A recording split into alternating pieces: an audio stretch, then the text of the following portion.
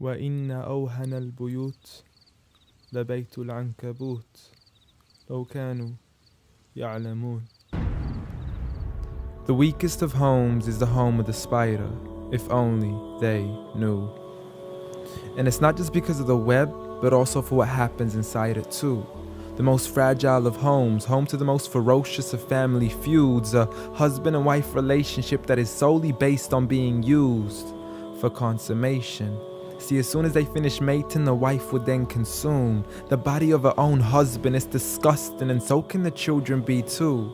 See, as soon as they mature, they would chew upon their own mother as a source of food. It's sinister, it's crude, I don't want to imagine it, but it's true. And such the examples that are used, not because God can be cruel, but for God to prove that the weakest of homes are those in which the inhabitants are abused. See, marriages are meant to bring happiness, and the home is a refuge of tranquility and comfort to all those who walk through. And if you ever do happen to fall into disputes, you must learn to understand that the marriage isn't always about you. Rather, it's learning to live together as one, although we are still living together as two. In a home where everybody knows that they belong, with love, kindness, and mercy, so we could all just get along, and there's no need for fighting every time something small goes wrong. Because you can't build a home upon violence and then expect it to stand strong.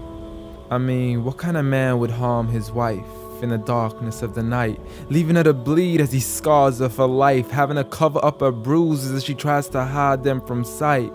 See, he's so focused on her responsibilities, but fails to realize that he also owes her rights. See, as a husband, you're meant to provide, protect, respect, guide, and guard her.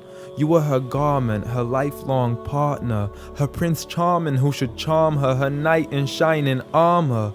But a night has turned into a nightmare as he spends his nights trying to harm her. As she begs him on her knees, please, I need you to be calmer. I urge you, see, patience is a virtue. I never even heard you. I promise I didn't mean to hurt you.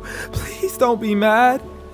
And please don't let the kids see, cause it's not right for a dad. It's sickening, it's sad that such scenes are happening in reality within the homes of so many broken families. It's a calamity that we forgot what the meaning of marriage is. Did you forget that the best of you in character is he who is best to his wife? The best of advice from the one who never harmed a servant, child, or wife in his whole entire life. Muhammad sallallahu alayhi wasallam. He was the best of examples in how to treat a woman right. See, if his wife had cooked something he had liked, he would eat it, and if he didn't, he would leave it without expressing an ounce of dislike. He would even refuse an invitation to food until his wife had also received an invite, and he would help around the house too, just to make her workload light. He was the pinnacle of being polite. And he taught us that the strongest of men is not he who knows how to fight, but rather he who restrains his anger right at the moment of strife. So have patience, brother. I mean, you wouldn't allow it for your own mother, daughter, or sister. You wouldn't bear to watch another man punch and kick her, so the next time you even think to cause her trauma and hit her, you need to understand that she too is another man's mother, daughter, or sister. So dear sister, no human being deserves to live a life of violence alone. So if he doesn't treat you with kindness, don't live in silence trying to fight this on your own. Rather seek help from God first, and don't be afraid to then pick up the phone and let your people know that you are no longer willing to live in the weakest of homes. Violence against women? Islam says no.